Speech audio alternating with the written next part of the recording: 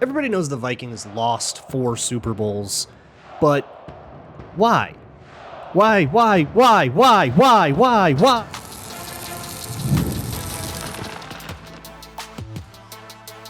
You are Locked On Vikings, your daily Minnesota Vikings podcast, part of the Locked On Podcast Network, your team every day. What's up, everybody? Welcome to the Locked On Vikings podcast, where we're always trying to learn something new. It's part of the Locked On Podcast Network, your team every day. And thank you so much for making Locked On Vikings your first listen of the day every single day. Today's episode is brought to you by Gametime. Download the Gametime app, create an account, and use code LOCKEDONNFL for $20 off of your first purchase. Today on the show, we're continuing with the series of history episodes. Full disclosure, I am currently out of town. This is a pre-recorded episode, so if there's any major big news items that you're waiting to hear me talk about, I'll get to it when I am back in town. But for now, figure it's a good time to address the elephant in all of our souls. The Vikings lost 4 Super Bowls, and it pains people who were alive to see them. It pains people who were not alive to see them. But one of the questions I think has been lost to time is how, why, what happened in those Super Bowls. Recent Super Bowls and major moments in NFL history, we have a sense for why, how they did it. How did Bill Belichick beat Sean McVay so handily in the Super Bowl in 2018? How did Doug Peterson put the screws to Mike Zimmer's defense in 2017? And of course, the recent Super Bowls of the last few years have been picked apart with tweezers and a fine-tooth comb. But those old ones don't really get that treatment necessarily. And as somebody with a 7-part history series on patreon.com/LukeBraunNFL, if you want 7 hours of history content, something to whet your appetite during this here dead period of the NFL, you can go find that. Patreon.com/LukeBraunNFL. Go to the collections page. There's the history of the Minnesota Vikings, and you can watch all of them for free without signing up. You can just go do it. Just go check it out. I would love it if you joined. That'd be great. But you don't have to. I just want it to be seen. I just want you to watch it. I did that a couple of years ago, so it ends at the beginning of the Kevin O'Connell. I don't know how this is going to start. I think the last one aired literally the day before Week 1. He smoked the Packers of Week 1, 2022. But the second episode and third episode are about the 70s. And specifically the rise of the 70s, but a lot of that is just about kind of going over the players. Who was where, getting to know not only Chuck Foreman and Paul Krause, but Grady Alderman, Wally Hilgenberg, the guys that, Lonnie Warwick, guys that don't necessarily get as much attention as Jim Marshall, but still have compelling stories and reasons to be remembered as part of this great thing. I was really excited when Bobby Bryant got inducted into the Ring of Honor because I really became a big fan of his in doing this. But you can't talk about the Vikings of old without acknowledging #NoRings. And I'm sure there's going to be lots of comments and lots of jokes at the Vikings' expense. Haha, why didn't they win the Super Bowls? Because they choke, because they're purple or whatever. I don't know. Fire off your best in the comments. Do your worst. Go ahead. This is a great place for it. I've set you up. Knock me down. But what I think is good to do today is to go over all 4 of them. What happened in these games? And to start with the first one in 1969, you have to understand the context. And this is pretty famous. I'm sure you're reasonably familiar with the fact that the Vikings were favored by 2 touchdowns in that game. They were supposed to crush the Chiefs. I don't think that accurately reflects at all how good either team was, but it does accurately reflect public perception of the thing. People turned that game on thinking they were going to see another NFL team shellac an AFL team, just like they had seen the Packers do a couple of times when they played the Chiefs and then the Raiders after that. The only other Super Bowl that there had been was Jets-Colts and Joe Namath and the guarantee and all that, and it was widely regarded as a fluke until this game when the AFL won again, and it was then people kind of had to reassess and then understood, oh, wait, no, actually that was kind of this earned thing. But you have to understand that, like, there is an element of kind of walking in like you own the place already. A little bit of taking the Chiefs for granted that went on here. And don't take my word for it. Jim Marshall would later admit this. Joe Cap would later admit this. But there's a lot of stuff that went on. And Joe Cap in particular, he's one of my favorite old Vikings. Maybe he is my favorite Viking from, pre my birth that I wasn't alive to watch. Joe Cap is my favorite. I have his book here. I'm going to replace it. Now, if you go through the YouTube videos of all of the old, of all of these episodes, you're going to know exactly when I recorded this one. Or you can just track my shirts, I guess. Go ahead. I made an ARG for you. If you're over 45, don't worry about what I just said. So Joe Cap, part of this is maybe the first place to start. There's this rumor that went around that, Joe Cap was a known drinker. He was a party animal. He was kind of this bad boy. And the rumor is that Joe Cap was hungover. And I have kind of two responses to that. One, everybody in the know of everything denies that. There's not really any evidence that he was hungover. He just had a really pained look on his face on TV. And I think people went, yeah, you look like a man with a headache and could use maybe an aspirin.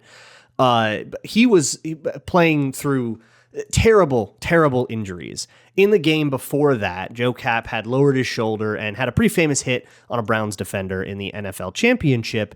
And he was still suffering from that. He had like an ankle thing. He had taken he had taken an absolute beating in this game. He was beat to a pulp. So that pained look is pretty understandable. And two, if Joe Cap couldn't play hungover, I don't think he would have made it this far. Because honest to God, that dude drank and partied all the time. I don't feel like he was hungover like changes much. I feel like that happened sometimes back then with like kind of everybody. A lot of players just were coked up on the sideline, kind of famously now. But yeah, that's probably not what happened. What happened was, there was a little bit of we overlooked the opponent, but there was a lot of the Chiefs played different than anyone the Vikings had seen. They didn't have a lot of time to prepare or understand what the Chiefs were or how to attack. The AFL, when it was growing, early 60s, it was trying to set itself apart from the NFL.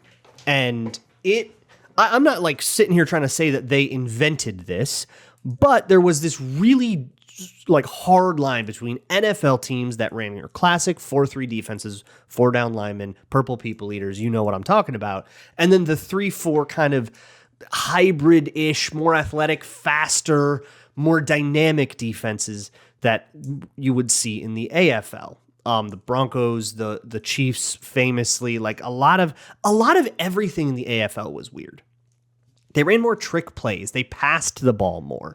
They ran a lot of stuff that was sort of decried as gimmicky. And that was part of the reason that nobody thought the Vikings were going to lose. They all thought, well, the Vikings play big boy ball. This gimmicky crap is fun, but, this is a real team. And you guys are the Harlem Globetrotters. If the Harlem Globetrotters had to actually play a regulation NBA game, they'd get slaughtered. And that's what people, I think, there was a bit of that like sentiment. Right? That's fun and it's entertaining, but it's not real man's football, What that meant was it was weird and it was difficult to game plan for.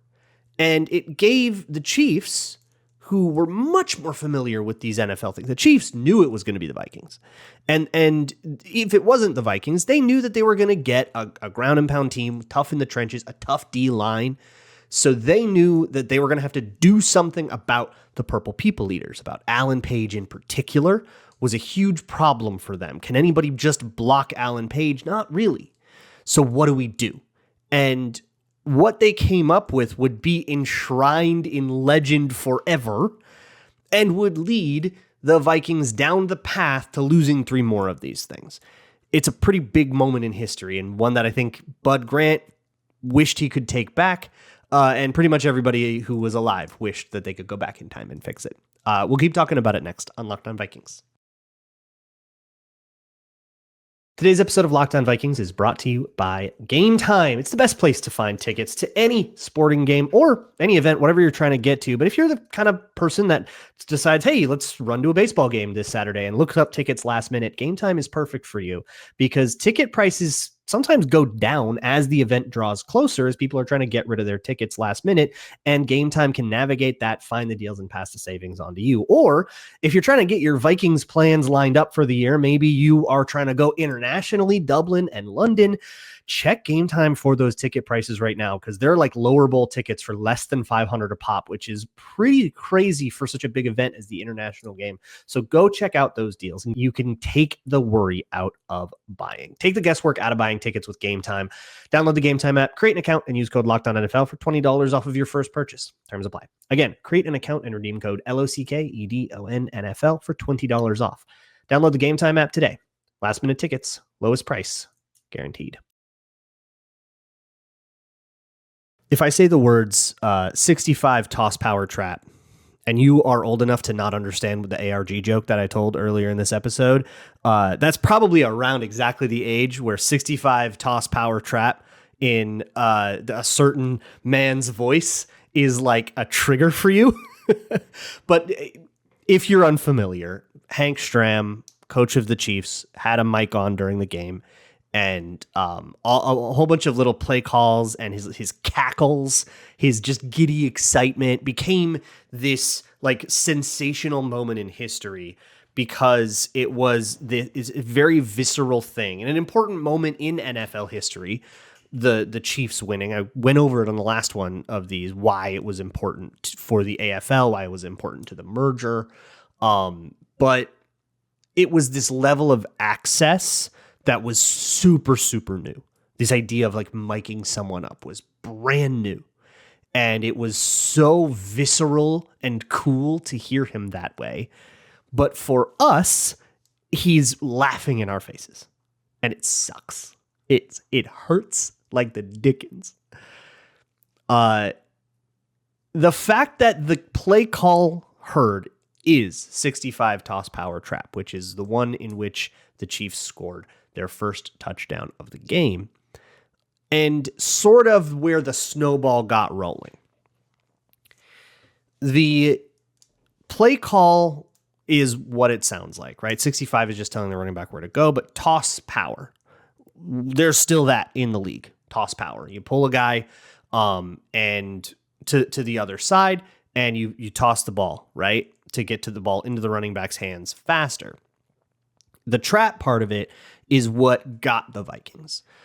So Alan Page, his style was very Aaron Donald. He was Aaron Donald before Aaron Donald was cool. He was smaller, but he was so quick twitch and without lacking for any strength that it just only was an advantage. It was just, he was so slippery. He had great technique. He was really, really smart. Like even by today's standards, where basically anybody in the NFL can stand up in the whiteboard and make your eyes daze and make drool come out of your mouth with how much they can talk about the game. Alan Page, would stand up to that standard, and understood the game at this like instinctual level about what people were going to try to do to block him and what people were going to try to do on the back end and what kind of pass concept there was going to be and how much time he had and all that. He had this great understanding for all of it.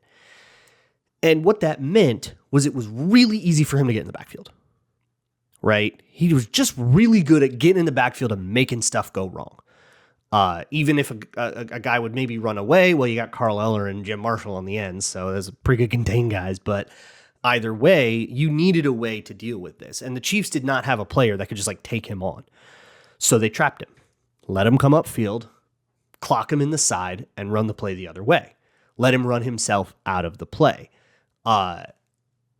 It worked really well for a touchdown. Then there was like a fumbled kickoff and a couple of other mishaps. And before you knew it, Otis Taylor is like streaking down the sideline in a play that Carl Kasolke, who, if you watch the play, he's the second guy to come in and try to tackle him. When a corner falls off of him, and then Carl Kosolke comes in and he gives him a little head fake. He hesitates, and Otis Taylor's gone. 46-yard touchdown. It's 23-7, game over. Functionally game over.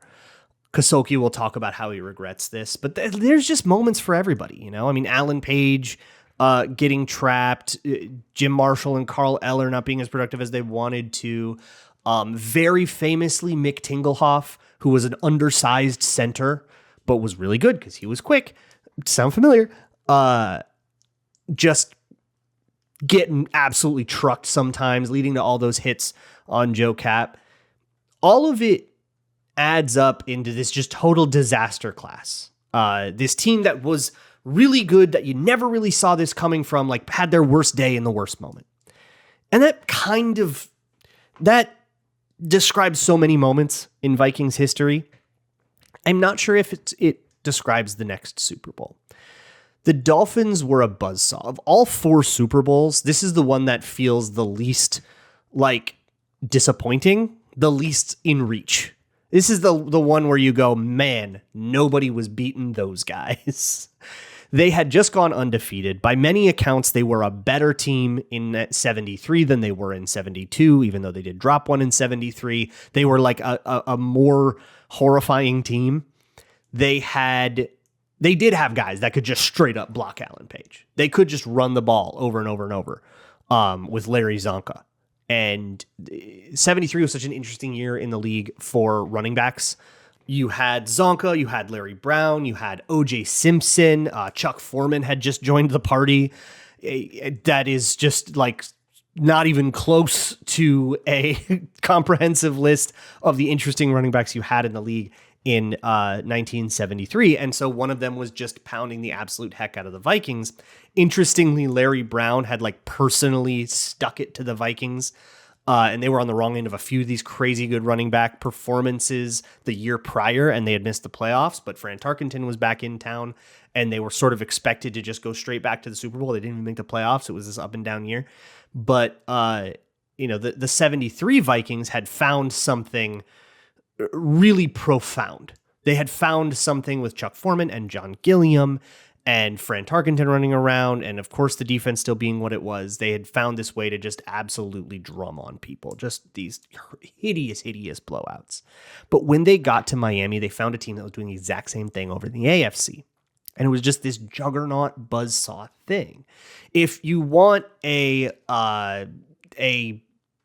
schematic thing, the ideas behind the like hybrid 3-4-4-3 defense stuff made it a lot easier for members of the famous no-name defense of the Dolphins to get out to the outside, and they tackled really well. The Vikings offense, they called it the pop gun offense.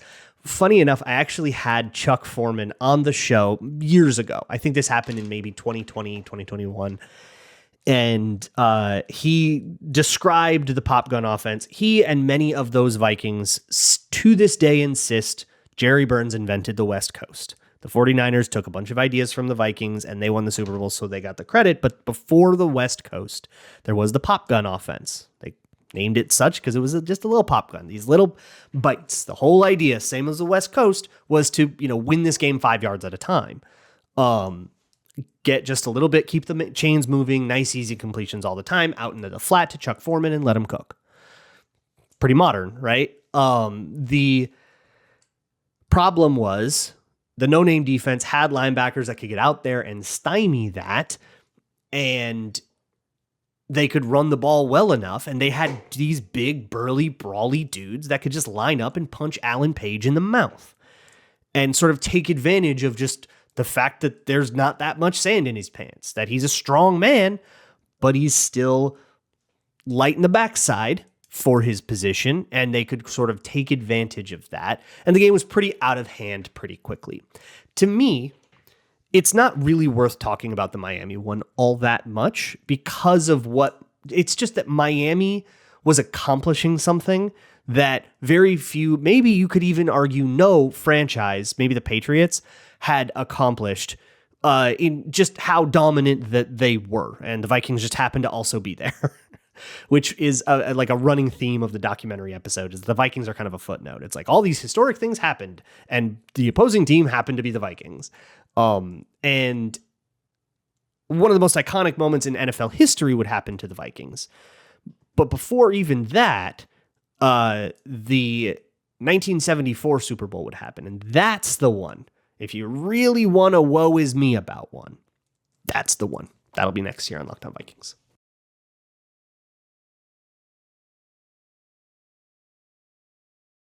When you think of the Pittsburgh Steelers, you are not thinking the same thing that people were thinking in December of 1974. The Vikings were seen as due. It was sort of their turn. And the Steelers were this plucky, kind of young, sloppy upstart. They had turnovers and penalties, and they were one of the younger team, maybe even the youngest team in the league, if I remember, and sort of played like it. There were mistakes, and they would like screw up, and they had some pretty rough like regular season moments, and they had kind of figured it out. They remind me of some of these like sort of scrappy but sloppy like Bengals teams of the 2010s that had experienced a lot of heartbreak in the years leading up to it. They didn't quite have a monkey on their back quite as strong as Minnesota's, or the one Denver would have all the way up till John Elway, or the one that the Oakland Raiders would have up until a couple years later, foreshadowing. But they were not, I don't think they were favored in that game, if I recall. And they were sort of seen as, it was like these two teams with like a bunch of sloppy bits to them. The Vikings were starting to get old, so it was sort of old versus young.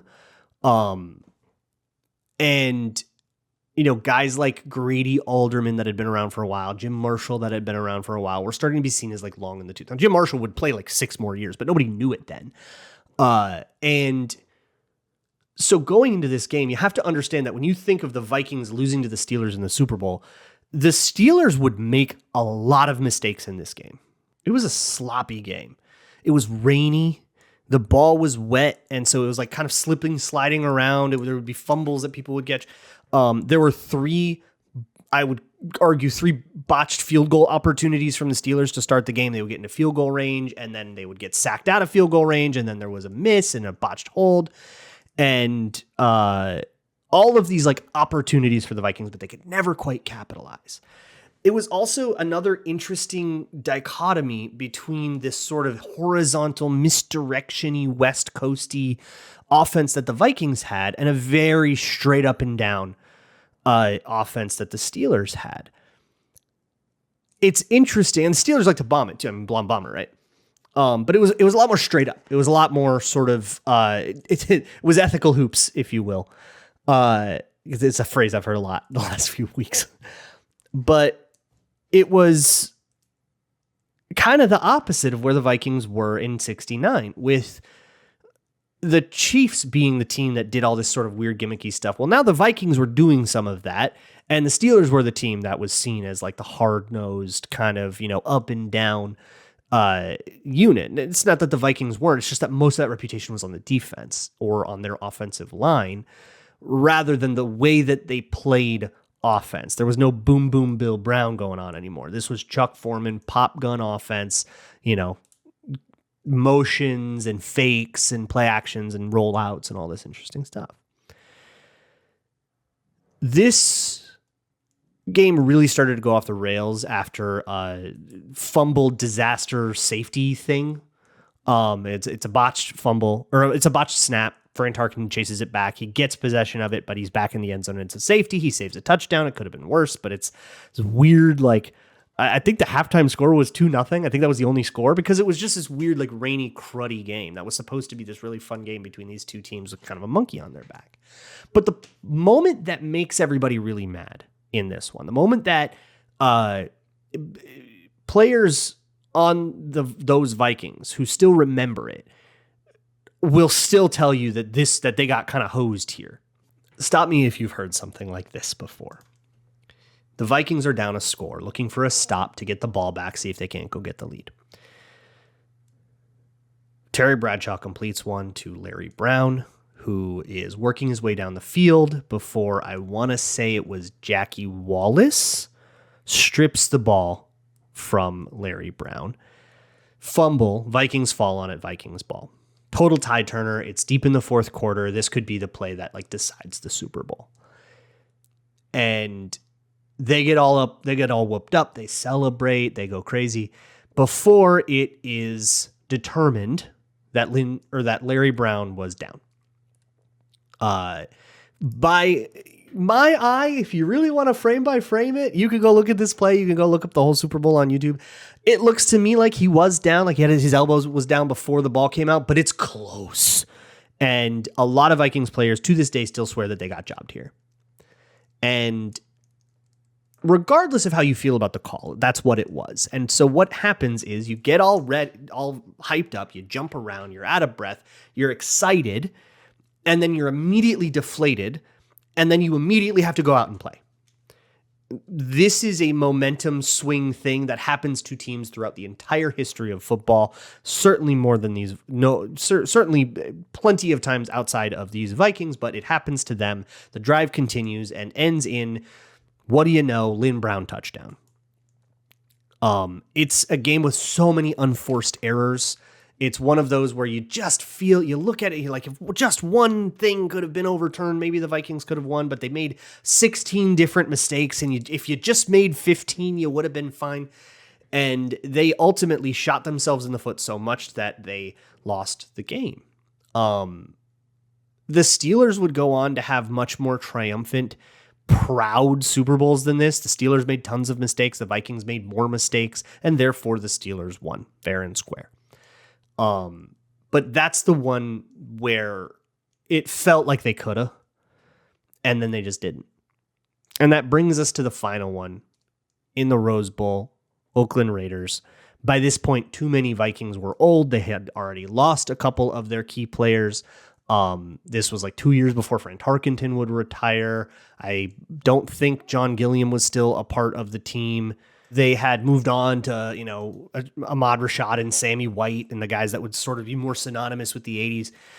The fact that they had even made it that far, people were like annoyed with at that point. It was like, really, the Vikings we're going to just put the Vikings in the Super Bowl so they can lose again. And sure enough, they get blown out. This is one where every answer that other teams have had, the Raiders have a better version of. I mean, they've got these crazy O-line of the 1970s Raiders, Art Shell, Gene Upshaw, this run game buoyed by the Kenny Stabler to Fred Biletnikoff, and Biletnikoff would get these plays. It was just one of those games, like, watch it back and tell me it doesn't feel like Vikings Rams playoffs this year, where it was just sort of over the second it started.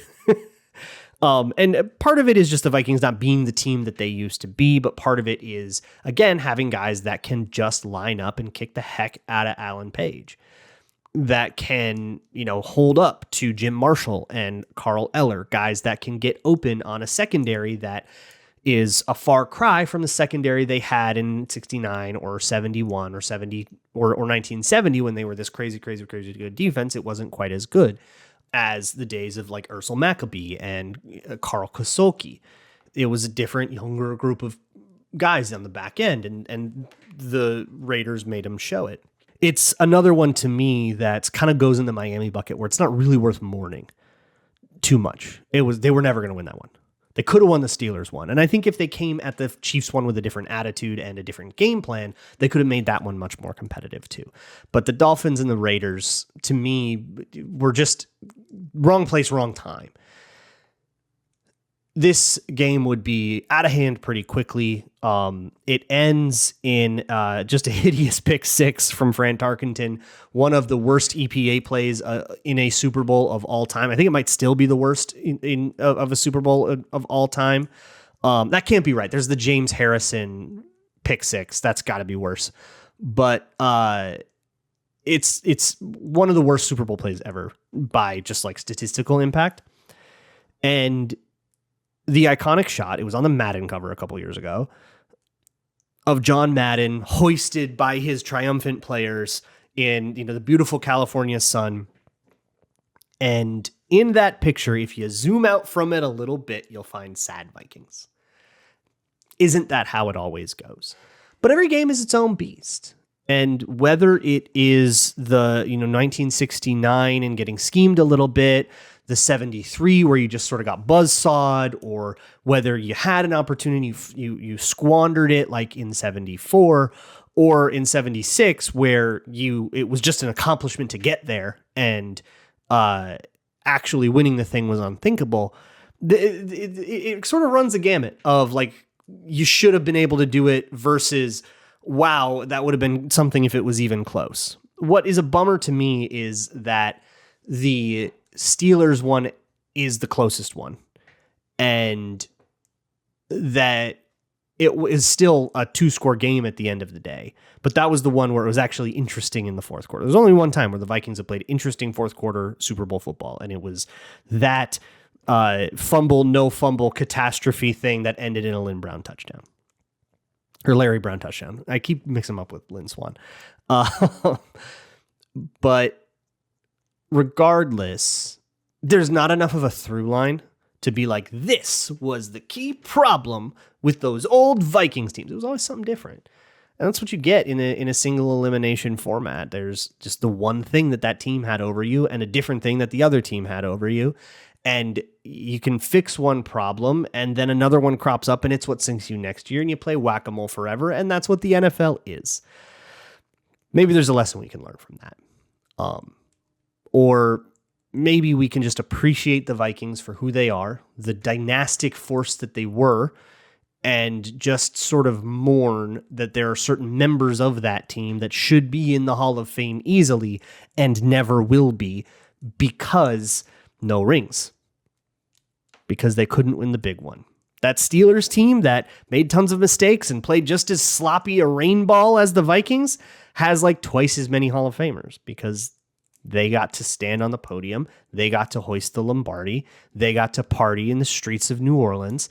And the Vikings went home sad and ultimately forgotten, except by either Vikings fans or diehard enough football fans that they were around in the 70s to remember that cool Fran Tarkenton team that was kind of fun to watch but never won the big one.